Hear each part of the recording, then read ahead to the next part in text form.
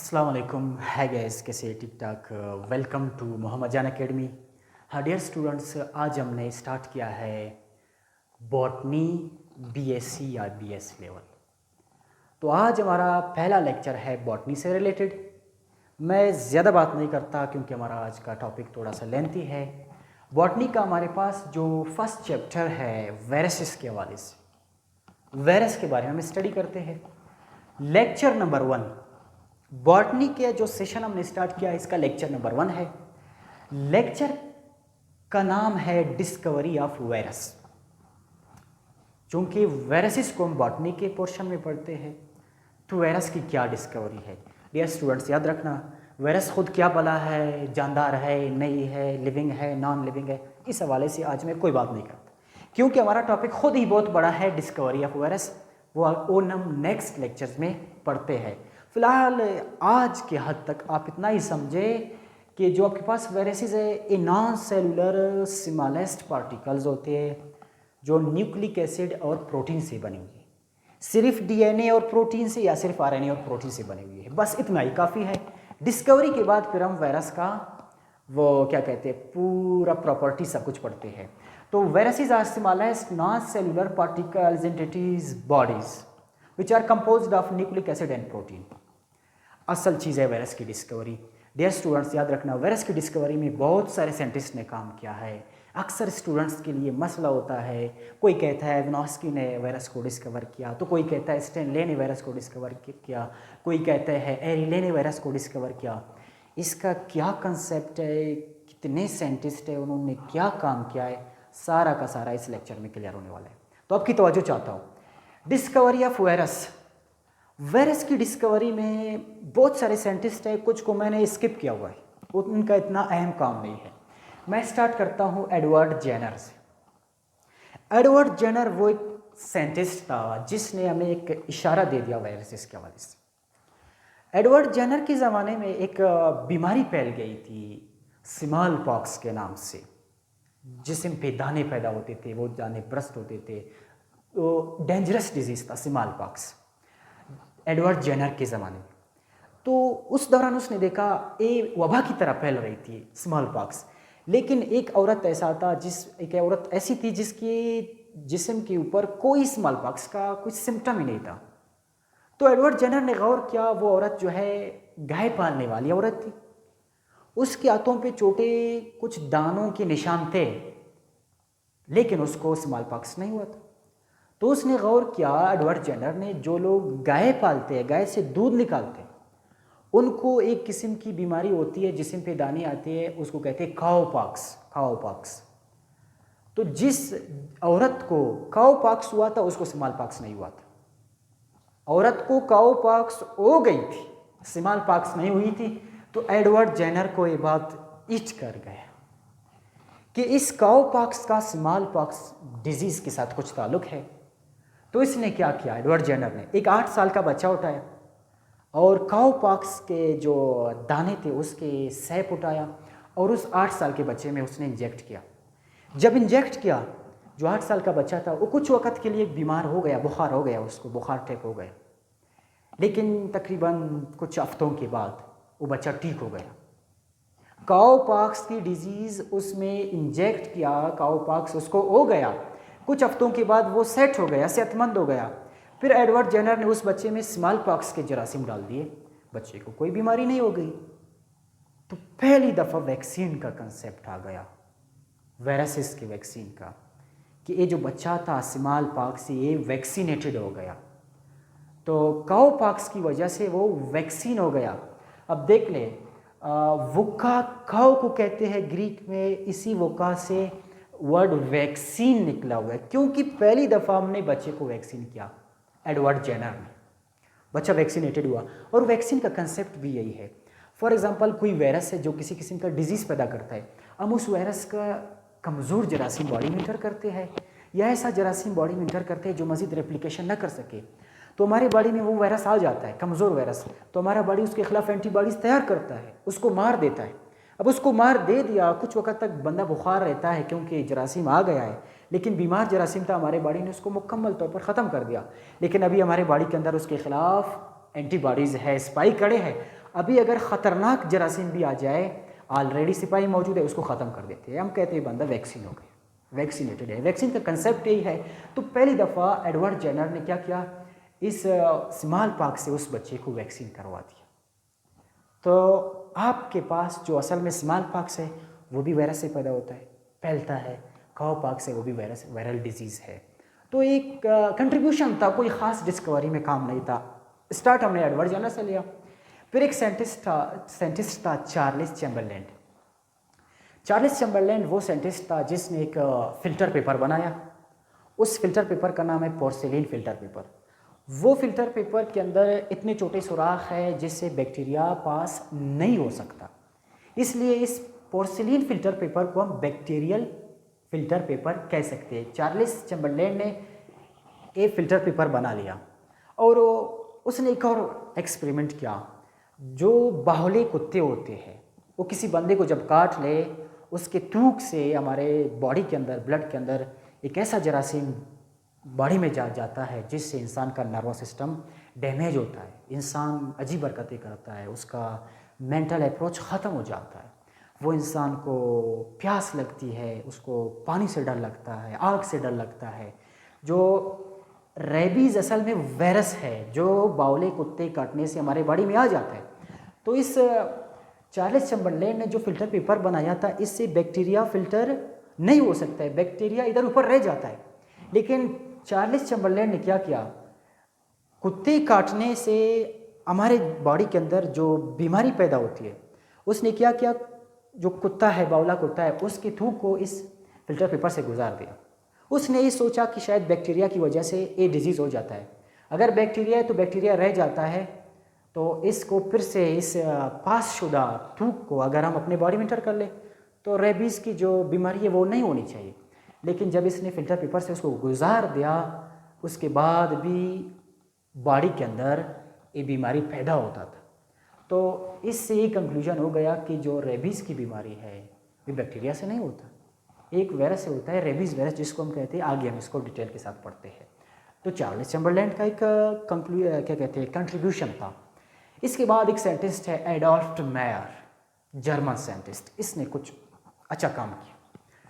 Adolf mayor ने क्या किया, उसने देखा जो हमारे पास तंबाकू के पौधे होते हैं, टोबैको प्लांट होते हैं, उनके पत्तों पे कुछ दाग बन जाते हैं, मोज़ेक की तरह पीले दाग बनते हैं और पूरा पत्ता मर जाता है, फिर प्लांट भी मर जाता है। इस बीमारी को हम कहते हैं TMD, tobacco mosaic disease. Mosaic की तरह, दबों की तरह उसके पत्तों में कुछ दबे पैदा होते थे, इससे इस प्लांट को बीमारी लग जाती थी, प्लांट मर जाता था। तो आपके पास एडोल्फ मेयर ने क्या किया, ये जो बीमार शुदा पौधा है जिसको बीमारी लग गई है, इसने इसके पत्ते को क्रश किया, इसका जूस निकाला, किसी और पत्ते पे स्प्रे किया, सेहतमंद प्लांट पे स्प्रे किया, तो उसमें भी यही बीमारी आ गई। TMD, टोबैको मोज़ेक डिजीज़ का बीमारी इस पौधे में भी आ गया। तो एडोल्फ मेयर ने कहा एक कोई ऐसा एजेंट है जो किसी और पौधे पे हम उसको अगर स्प्रे करते तो वहाँ पे भी डिजीज़ काज करता है।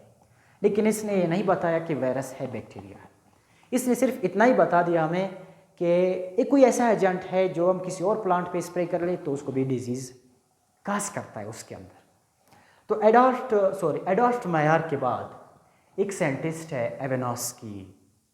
आपको अक्सर मिलता है एवेनॉस्की ने वायरस डिस्कवर किया। चलो देखते हैं क्या है, नहीं क्या है।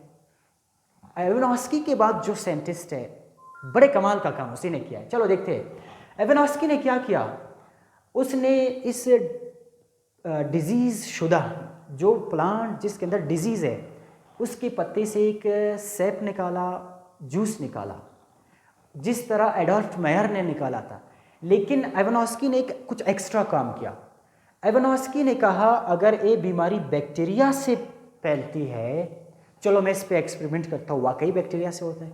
इसने क्या किया, पोर्सिलीन फिल्टर पेपर उठाया जो चार्ल्स चैम्बरलैंड ने बनाया था, इस सेप को, इस मिक्सचर को इस फिल्टर से पास किया। अगर ये बैक्टीरिया की वजह से फैलती है तो चलो बैक्टीरिया यहाँ पे रह गया, तो बैक्टीरिया से ये सेप फिल्टर हो चुका है, यहाँ पे कोई बैक्टीरिया नहीं है।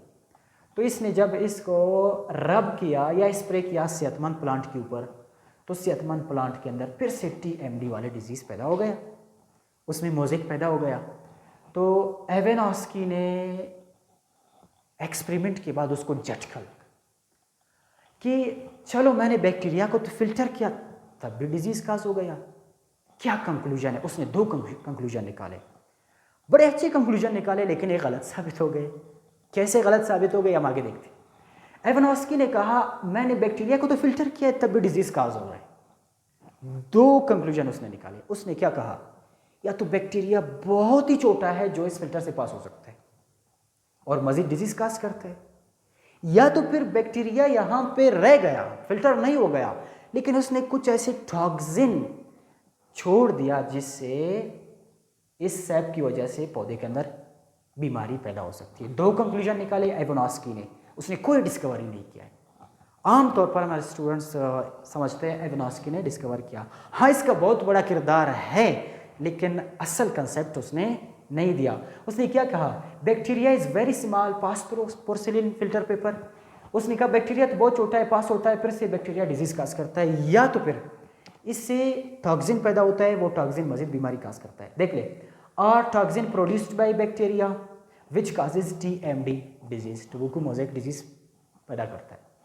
इसके बाद एक साइंटिस्ट बहुत कमाल का काम किया, इसने वायरस का कंसेप्ट भी इसी ने दिया। इसका नाम है मार्टिनस बीजरनेक। मार्टिनस बीजरनेक ने एक एक्सपेरिमेंट किया और एवेनॉस्की के जो 2 कंक्लूजन्स थे उसको गलत करार दी थी। मार्टिनस बीजरनेक ने क्या किया, इस पोर्सिलिन फिल्टर पेपर से पास शुदा सेब को क्या किया, एक प्लांट के ऊपर स्प्रे किया, रब किया, तो इसमें डिजीज काज हो गया। फिर से दूसरे में रब किया, इसमें भी डिजीज काज हो गया। तीसरे में रब किया, इसमें भी डिजीज काज हुआ। उसने रिपीटेशन करवा दिया, रबिंग की या स्प्रे की रिपीटेशन किया, बहुत सारे स्टेप्स तक इसको स्प्रे करता रहा। आखिर तक उसको क्या नतीजा मिल रहा था, तमाम पौधे डिजीज के शिकार हो रहे थे। तो इसको एक कंक्लूजन इसने निकाला कि अगर बकौल एवेनॉस्की एक टॉक्सिन की वजह से बीमारी पैदा होता है जो बैक्टीरिया ने छोड़ दिया है, अगर टॉक्सिन है तो टॉक्सिन के अंदर रेप्लिकेशन की सलाहियत मौजूद नहीं है। टॉक्सिन की टॉक्सिसिटी कुछ स्टेप के बाद ख़त्म होना चाहिए, लेकिन ये मुसलसल रेपिटेशन के साथ साथ बीमारी फैलती जा रही है। तो इसका क्या मतलब हुआ कि कोई टॉक्सिन नहीं है, क्योंकि टॉक्सिन के अंदर रेप्लिकेशन की सलाहियत नहीं है, जबकि ये चीज़ रेप्लिकेट हो रहा है दूसरे प्लांट्स के अंदर भी डिजीज काज करता है। एक पॉइंट एवेनॉस्की का गलत साबित हुआ, दूसरी पॉइंट भी बीजरनेक ने गलत साबित किया। कैसे गलत साबित किया? एवेनॉस्की ने कहा था बैक्टीरिया बहुत छोटा है, फिल्टर पेपर से पास हो सकता है, मजीद डिजीज काज करते हैं। लाला ने क्या किया, बीजरनेक ने जो पास शुदा सेब था, मिक्सचर था, उसको न्यूट्रिएंट मीडियम में ग्रो करने की कोशिश किया। न्यूट्रिएंट मीडियम उस मीडियम को कहते हैं जिसमें न्यूट्रिएंट्स मौजूद होते हैं, जिसमें बैक्टीरिया ग्रो कर सकता है। एवेनॉस्की ने कहा था बैक्टीरिया पास हुआ है, तो चलो ठीक है, अगर बैक्टीरिया पास हुआ है तो उस मीडियम में बैक्टीरिया को डाल दिया, इस सेब को डाल दिया बीजरनेक ने, तो कोई ग्रोथ नहीं हुआ। हालांकि न्यूट्रिएंट मीडियम में बैक्टीरिया ज़बरदस्त ग्रो करता है, कॉलोनी दे देता है, लेकिन जब बीजरनेक ने इस फिल्टर शुदा सेब को न्यूट्रिएंट मीडियम में डाल दिया, कोई ग्रोथ नहीं हुआ। तो इससे बीजरनेक ने क्या नतीजा निकाला कि कोई बैक्टीरिया इधर से पास नहीं हुआ है। अगर बैक्टीरिया पास होता तो इस क्या कहते हैं न्यूट्रिएंट मीडियम में ग्रो करता, ग्रोथ भी नहीं है तो बैक्टीरिया पास नहीं हुआ, एक पॉइंट गलत साबित हुआ। टॉक्सिसिटी भी नहीं है क्योंकि इसके अंदर मजीद रेप्लिकेशन की सलाहियत है, तो टॉक्सिन के अंदर कोई रेप्लिकेशन नहीं होता। तो कंक्लूजन ऑफ बीजरनेक एक्सपेरिमेंट, 2 कंक्लूजन किए और एवेनॉस्की के दोनों एक्सपेरिमेंट को, दोनों कंक्लूजन को गलत करार दिया। नो टॉक्सिन, कोई टॉक्सिन नहीं। क्यों? Toxin is not replicable, toxin replicable नहीं है, जबकि जो एजेंट है रेप्लिकेबल है, जितना भी रिपीटेशन करवाए वो डिजीज काज होता रहता है। No bacteria, because bacteria grow in nutrient medium, बीजरनिक ने कहा लाला तो कह रहा है, अविनाशी कह रहा है तो बैक्टीरिया पास हुआ है। बीजरनिक कह रहा है कोई बैक्टीरिया नहीं, क्योंकि जब उस सेब को इस फिल्टर पेपर के अंदर बीजरनिक ने उगाने की कोशिश की, कोई ग्रोथ नहीं हुआ, नो ग्रोथ, नो बैक्टीरिया। तो पहली दफ़ा कंसेप्ट वायरस का दिया बीजरनिक ने कि एक ऐसा एजेंट है जो बॉडी के अंदर रिप्लिकेट करता है, खुद को डिजीज़ विकास करता है। हम कहते हैं ना ऑब्लिगेट पैरासाइट वायरस के लिए यूज़ करते हैं, बिल्कुल यही कंसेप्ट हमें दे रहा है बीजरनिक ऑब्लिगेट पैरासाइट का, कि एक प्लांट से दूसरे प्लांट में ये खुद को रिप्लिकेट करता है, जबकि प्लांट से बाहर, बॉडी से बाहर इन विट्रो कोई ग्रोथ नहीं है। तो एक किस चीज़ की सलाहियत है? ऑब्लिगेट पैरासाइट की सलाहियत है, जो कि हम वायरस के लिए यूज़ करते हैं। तो वायरस का असल कंसेप्ट हमें मिस्टर बीजरनिक ने दिया था। और इसके बाद क्या हुआ? स्टैनले अमेरिकन साइंटिस्ट था, उसने 1935 में क्या किया? फर्स्ट टाइम वायरस को क्रिस्टल की शक्ल में आइसोलेट किया। क्रिस्टल आप जानते हैं, नॉन लिविंग पार्टिकल्स की शक्ल में उसको, जिस तरह चीनी की क्रिस्टल्स है, साल्ट की क्रिस्टल्स है, इसी तरह उसने वायरस के क्रिस्टल्स को आइसोलेट किया। क्रिस्टल नॉन लिविंग होता है, बॉडी से बाहर होता है। तो पहली दफ़ा स्टैनले ने क्या किया? वायरसेस के क्रिस्टल्स आइसोलेट किया। और इसके बाद आपके पास है ट्वर्ट एंड एरिले, डी एरिले। इन्होंने क्या किया? 1915 में, इससे भी पहले इन्होंने बैक्टीरियोफेज वायरस को डिस्कवर किया। बैक्टीरियोफेज वायरस उस वायरस को कहते हैं जो बैक्टीरिया पे असर करता है, अटैक करता है। आगे हम डिटेल के साथ हम उसको पढ़ते हैं। ए वाला वायरस है जो बैक्टीरिया पे अटैक करता है, इसको कहते हैं बैक्टीरियोफेज वायरस, बैक्टीरिया को खाने वाला वायरस। तो इसको डिस्कवर किया था किसने? ट्वर्ट एंड डी एरिले ने। तो इस तरह वायरस की डिस्कवरी हो गई। सबसे बड़ा काम बीजरनिक का था, जो उसने रियल कंसेप्ट दे दिया, ऑब्लिगेट पैरासाइट का कंसेप्ट दे दिया। स्टैनले ने फिर इसको क्रिस्टल की शक्ल में अलग किया। अभी अलग करने के बाद हम उसकी कंपोजिशन पढ़ते हैं, फिर हमें पता चलता है कि आपके पास जो वायरस है वो न्यूक्लिक एसिड एंड प्रोटीन से बना हुआ है। फिर वो आगे की बातें हम नेक्स्ट लेक्चर्स में इसको डिस्कस करते हैं। और इसी तरह ट्वर्ट एंड डी एरिले ने बैक्टीरियोफेज वायरस को निकाल दिया। तो डियर स्टूडेंट्स, आज का टॉपिक डिस्कवरी ऑफ वायरस पे था। उम्मीद है आपको समझ आ गया होगा। हमारे बॉटनी का पहला लेक्चर था डिस्कवरी ऑफ वायरस। इसमें बहुत सारे साइंटिस्ट ने काम किया था। इसमें आपको वैक्सीन का क्या कहते हैं कंसेप्ट मिला। इसमें आपको वो काव पॉक्स, स्मॉल पॉक्स का भी कंसेप्ट मिला। और यहाँ पे आपके लिए हमने वाजे किया कि एविनॉस्की का क्या किरदार है, बीजरनिक का क्या किरदार है, साथ साथ एडोल्फ मेयर का क्या किरदार है, चार्ल्स चैम्बरलैंड का क्या किरदार है, और एडवर्ड जेनर का क्या किरदार है। एडवर्ड जेनर ने वैक्सीन बनाया वायरस का, और बैक्टीरिया का वैक्सीन बनाया फर्स्ट टाइम, शायद आपने पढ़ा होगा, लुईस पास्चर में। तो लुईस पास्चर और एडवर्ड जेनर को हम वैक्सीन की दुनिया में जानते हैं, उनका बहुत बड़ा किरदार है। और वायरस की डिस्कवरी आपके लिए हमने अपलोड किया। उम्मीद है आपको समझ आ गया होगा। डियर स्टूडेंट्स, अगर आपको हमारे लेक्चर्स अच्छे लगते हैं, चैनल को सब्सक्राइब करें मोहम्मद जान अकेडमी, और बेल आइकन को भी दबाएं ताकि हमारे लेक्चर्स आप तक पहुंच जाए। और साथ साथ अगर आपको लेक्चर पसंद आया है तो लेक्चर को लाइक भी करें, कमेंट भी करें, और अपने कमेंट्स, अच्छे कमेंट्स हमारे साथ शेयर करें, क्योंकि आपके कमेंट्स हमारे खाक स्तर में जो बुझने वाली चिंगारी होती है उसको मज़ीद बढ़ाने में मदद देते हैं। अपनी दुआ में याद रखिए। मिलते हैं नेक्स्ट लेक्चर में। अल्लाह हाफ़िज़।